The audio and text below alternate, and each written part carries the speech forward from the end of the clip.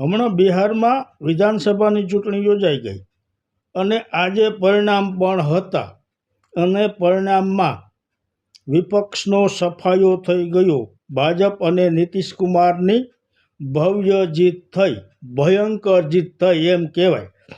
પરંતુ હવે આ વિપક્ષ રાહુલ ગાંધી, તેજસ્વી યાદવને કહે છે કે ઈવીએમમાં ગરબડી હતી, વોટ ચોરી થઈ હતી, ચુનાવ આયોગમાંથી ઠીકરું ફોડશે.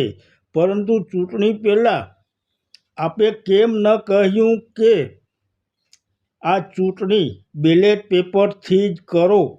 જો ઈવીએમથી ચૂંટણી કરશો તો અમે ચૂંટણીનો બહિષ્કાર કરીશું.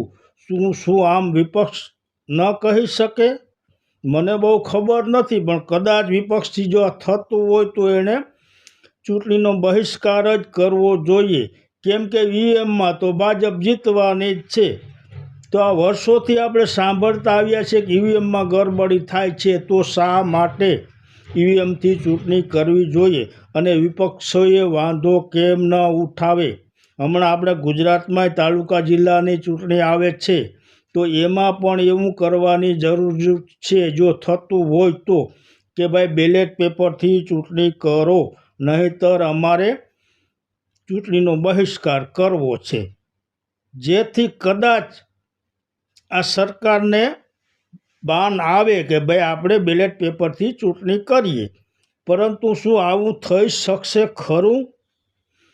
ઈવીએમમાં તો ભાજપની જીત છે અને છે, તો શા માટે ઈવીએમનો બહિષ્કાર નથી કરતા? જો થઈ શકતો હોય તો. જય માતાજી.